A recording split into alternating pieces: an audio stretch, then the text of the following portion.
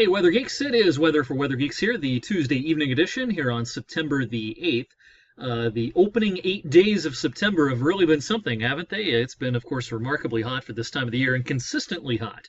You know, this has been the trademark of the last couple of summers that we've had some hot days here and there, but sustained periods of hot weather, really hard to come by until the past 7, 8, 9 days. When we take a look back at the record books here. Now, today's data is not included in this, but I can tell you if you throw in today's numbers, today's high was 90. This will be the hottest opening 8 days of September on record here in Youngstown, beating out 1943 and 1985 pretty easily. So that's factoring in, you look at the average temperature, that factors in the highs and the lows. When you just look at the highs, also in first place pretty easily. And again, we're missing today's data. Factor in the 90 today, and the average high from the 1st to the 8th is going to end up being about 88. Good for the warmest first 8 days, just in terms of high temperatures on record here in Youngstown, beating out 1943, 1933, 1945. Look at how long it's been since we've had a stretch like this of high temperatures in early September. We're talking about the 1930s and 40s here. The most recent year, other than in the 30s or 40s, 1961, then 1983 shows up here, 1985, 2007, but certainly in the top 5, 6, 7 here, you have to go back 60, 70, 80 years. So pretty impressive stuff. All right, we have changes on the way. After a high of 90 today, this cold front is going to put an end to the heat wave. It'll take its time, though. I think tomorrow is still a warm and humid day. We'll still get into the mid 80s tomorrow, if not lower 80s. But if we get a few peaks of sun, I think mid 80s are attainable.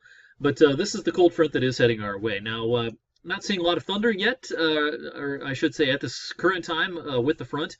Earlier on, we did have some pretty big storms up in Michigan. But just some, pretty garden variety showers here now from Michigan through Indiana and into Illinois as well. And the air behind this front, a lot different as high pressure builds into the Midwest. Show you the temperatures. Now, it's not exactly autumnal, but, high temperatures. We're mostly in the mid-70s today in the Midwest. So pretty easy to pick out our cold front this evening. It is right through here, of course. So we're looking at big changes. And again, it's going to be kind of a two-step process. Tomorrow is still humid, but not as hot, and then the humidity will come down as we go into the day on Thursday. And look at the cool air up in Canada. That's this next front lingering up here, and that'll head our way Friday night. And that's what will bring down some more legitimately cool air in time for the upcoming weekend. What about rain tomorrow? I don't think this is going to be much tomorrow. Been less and less impressed with what the models are showing for tomorrow. So here's your, get up in the morning outlook here. Simulated radar at about 8 a.m. Probably dry at this point. Then as we go towards lunchtime tomorrow, here's 11 a.m. Still not looking at much, but there could be a shower. And then in the afternoon, there might be a thunderstorm here and there. Here's the NAM model at 4 p.m. showing a couple of heavier clusters, but boy, this is real scattered stuff. This isn't exactly a wall of water coming through. So we're going to allow for that shower, maybe an afternoon thunderstorm, but there'll be plenty of dry time as well for tomorrow. It will be a cloudier day, and again, the humidity stays up. Now, by Thursday morning, here's 8 a.m. The front is still just crawling through, and there could be maybe a spritz or a shower in the morning on Thursday, but the drier air is going to make inroads as we get into the afternoon, and that means good things for us. We can open up the windows Thursday night under a partly cloudy sky. It'll be back down in the 50s. Doesn't that sound good? As far as the upcoming weekend, we do have some changes to the forecast here because the models are definitely trending towards a cooler and wetter idea here. Let's fast forward to Saturday morning here. What we have going on is you see a little bit of green around, and it's hard to tell really what's going on just by looking at the surface chart here. But you look upstairs in the atmosphere. Let's take a look up at 500 millibars or 18,000 feet right here. And what we have going on into the weekend is a pretty nice trough digging into the Great Lakes. This is the trough that'll swing through and reinforce the cool weather as we head into Saturday. So Saturday, again, is not a day that I think is a washout, but I could see where there's a shower at just about any point on Saturday. YSU home opener, is Saturday. A lot of people might want to get outdoors, do something in the afternoon on Saturday, and shower here and there. It might not be much better than 70, might even stay in the 60s Saturday. And Sunday is the day that we've had to make an even bigger change. We were advertising Sunday to be a pretty decent day before, but Now this thing looks like it's going to linger, and so we're going to have to allow for a shower on Sunday as well. Here's another look at the 500 millibar chart right here, showing that trough is kind of evolving into more of a closed-off low-pressure system. So, it was kind of an open trough before, but now there's a closed contour right here, meaning there's an upper-level low.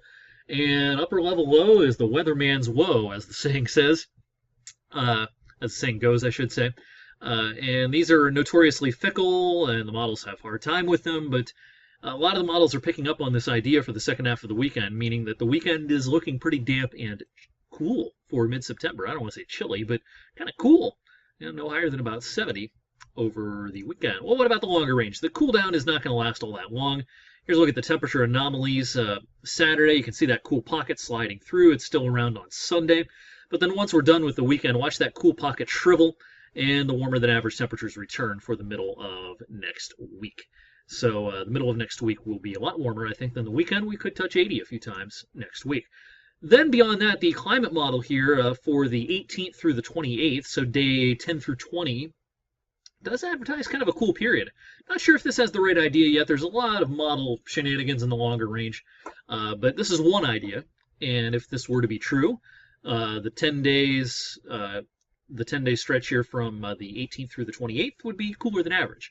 Now, September is certainly going to go down in the record books as a hotter than average month here. It's going to be hard to overcome the hot start, but even if the month may still finish on a cool note if this has the right idea. That remains to be seen. All right, that is the Tuesday night weather for Weather Geeks. Thanks for watching, everyone. Look forward to seeing you tonight on 21 News at 11. More geeky stuff tomorrow evening here on EricWFMJ.com and WFMJ.com/weather. Have a great night.